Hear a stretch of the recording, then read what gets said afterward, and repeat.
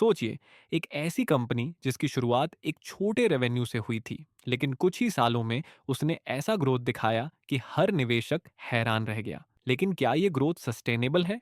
क्या इसके पीछे छुपे हैं कुछ ऐसे खतरे जिन्हें आप नजरअंदाज कर रहे हैं? आज हम एक ऐसी कंपनी का डिटेल एनालिसिस करेंगे जो तेजी से ग्रो कर रही है, लेकिन साथ में कुछ गंभीर चेतावनियां भी दे रही हैं।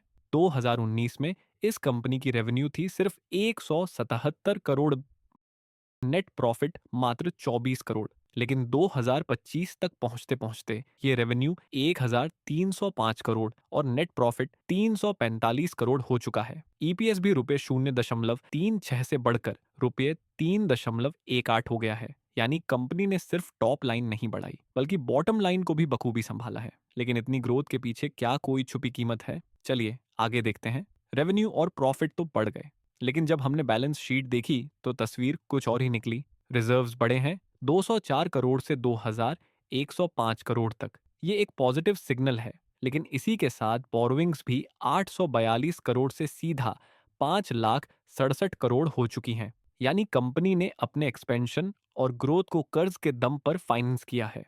और यहीं से सवाल उठता है, क्या ये ग्रोथ टिकाऊ है? कैश फ्लो कभी झूठ नहीं बोलता, और इस कंपनी का कैश फ्लो कुछ ऐसा कहता है जो बाकी सब छुपा रहे थे। पिछले कई सालों से कंपनी का ऑपरेटिंग कैश फ्लो लगातार नेगेटिव है। मतलब जितना पैसा आना चाहिए कोर बिजनेस ही से, वो नहीं आ रहा, और ये गैप पूरा किया जा रहा है फाइनेंसिंग एक्टिविटीज यानी उधारी और इन्वेस्टमेंट से। एक तरफ ग्रोथ की चमक, दूसरी तरफ कैश फ्लो की चिंता। और यही बनता है अगला बड़ा सवाल। अब सवाल उठता है, क्या मार्केट इस ग्रोथ को असली मान रहा है? प्रोमोटर्स की हिस्सेदारी घट रही है 64% से अब 53.3%। लेकिन इंस्टीट्यूशनल इन्वेस्टर्स एफआईआईज और डीआईआईज तेजी से अपनी हिस्सेदारी बढ़ा रहे हैं। एफआईआईज की हिस्सेदारी 2.7% से बढ़कर 6.5%, और डीआईआईएस अब 17.6% पर। यानी जहां एक तरफ प्रोमोटर्स पीछे हट रहे हैं, वहीं बड़ी मछलियां एंट्री ले रही हैं। तो ये क्या इशारा करता है? चलिए अब करते हैं इस सब का निचोड़। कंपनी ने साबित किया है कि वो ग्रो कर सकती है। रेवेन्यू, प्रॉफिट और इन्वेस्टमेंट तीनों ने इसे एक चमकदार कहानी बना दिया है।